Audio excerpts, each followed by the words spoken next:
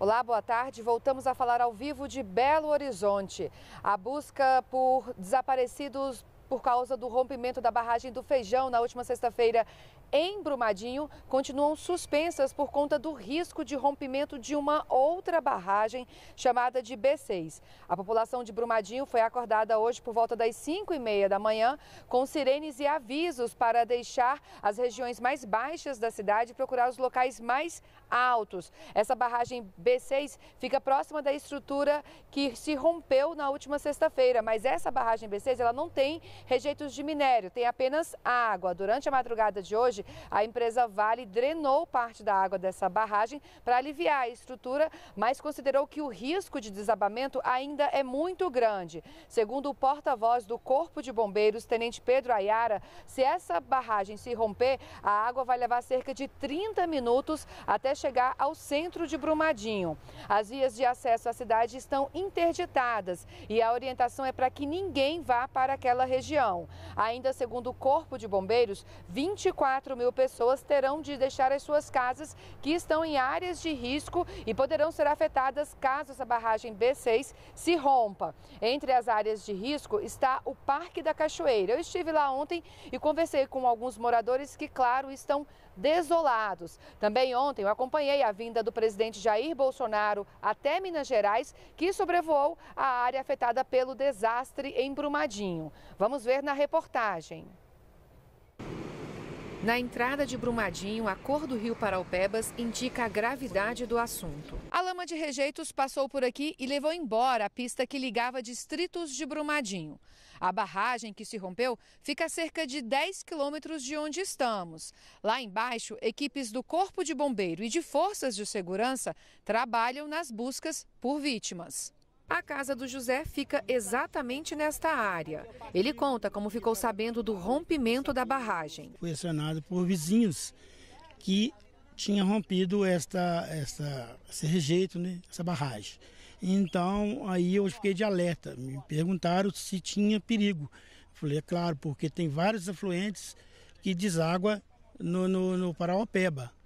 E aí eu escutei o barulho das árvores quebrando. Eu falei, é isso mesmo que está acontecendo. Yara mora nesta região há 10 anos. A casa dela fica às margens do rio Paraupebas. Ela conta que nunca imaginou passar por uma situação dessas. Eu acho que isso daí eu pensei que eu só ia ver em filme, sabe? De tragédias como você vê várias, né? E é muito traumatizante, principalmente porque a gente viu aqui um braço para cima, sabe? Dentro da lama, só que estava muito forte o jato e não sei, não deu tempo de fazer nada, né? E ninguém podia se aproximar também. Não foi só eu que vi, várias pessoas, tá? Foi horrível. O presidente Jair Bolsonaro chegou por volta das 9h30 da manhã do sábado no aeroporto de Confins e sobrevoou a área atingida pelo rompimento da barragem de Brumadinho. Bolsonaro também se reuniu com ministros e técnicos do governo para discutir medidas de socorro às vítimas.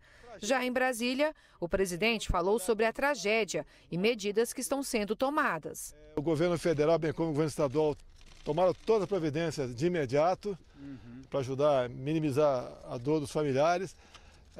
Daqui para frente, o trabalho é basicamente busca de desaparecidos. Infelizmente, pode aumentar muito o número de mortes.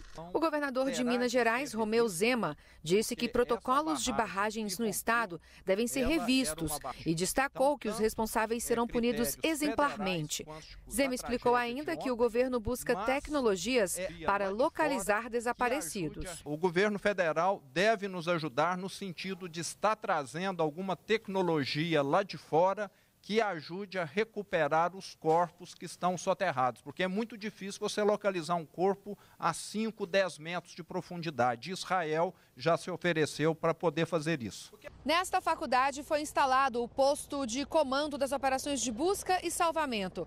A Defesa Civil Nacional reconheceu a situação de calamidade pública em Brumadinho, medida também adotada pelo governo do estado. Com isso, a transferência de recursos da União para Minas Gerais para ajudar no socorro às vítimas vai ser agilizada. O ministro de Minas e Energia explicou como está sendo feito o trabalho dos técnicos do ministério. Desde que ocorreu esse infeliz acidente, os nossos técnicos da agência bem como os técnicos da CPRM, estão trabalhando no local justamente para apurar os fatos e contribuir com as autoridades naquilo que é mais importante no momento, mitigar o acidente, impedir que coisas semelhantes possam ocorrer e, principalmente, dar apoio às autoridades, principalmente no que diz respeito à defesa civil, para que haja o monitoramento do avanço da lama e as informações de coleta de material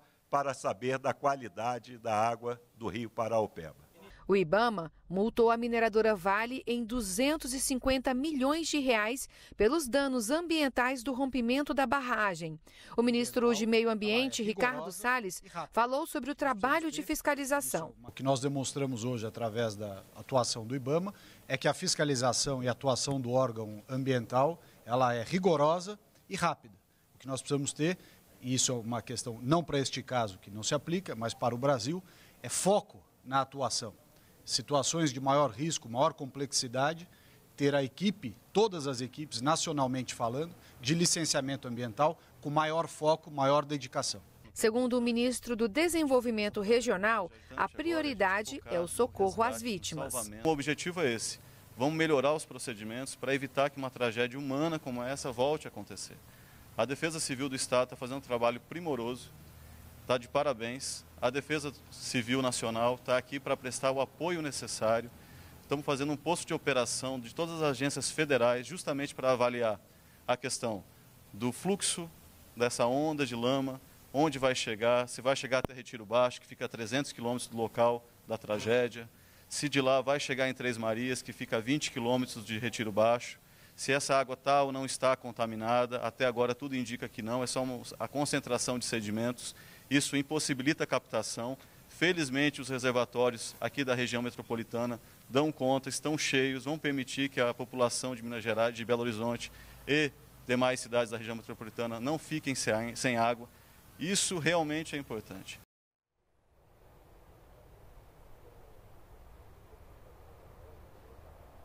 E com o risco de rompimento da barragem B6, todo o efetivo que está hoje em Brumadinho está empenhado em retirar as pessoas das áreas de risco. O Corpo de Bombeiros confirma que até agora há 37 mortos confirmados. Hoje cedo, pelo Twitter, o presidente Jair Bolsonaro afirmou que, após contato com o primeiro-ministro de Israel, Benjamin Netanyahu, chegam hoje a Belo Horizonte 140 pessoas e 16 toneladas de equipamentos que vão ajudar nas buscas por desaparecidos em Brumadinho.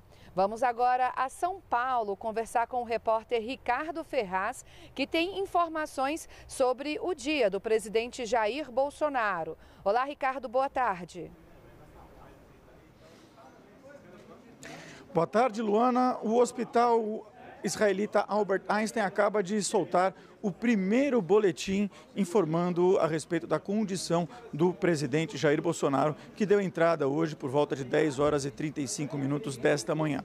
Diz o boletim: o excelentíssimo presidente da República, Jair Bolsonaro, deu entrada no hospital israelita Albert Einstein às 10h33 deste domingo, no dia 27. Nas próximas horas, ele passará por exames e avaliação pré-operatória realizada por uma equipe multidisciplinar.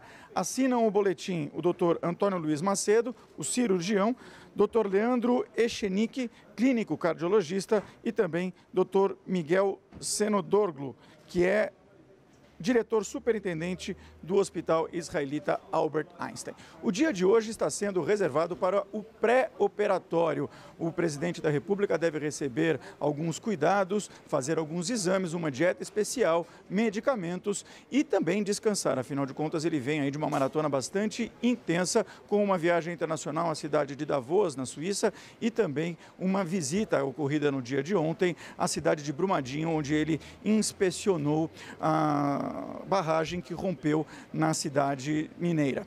O presidente Jair Bolsonaro deve se submeter à cirurgia amanhã por volta de 6 horas da manhã. Fará parte dessa cirurgia uma equipe multidisciplinar que já acompanha todo o caso aqui no Hospital Israelita Albert Einstein.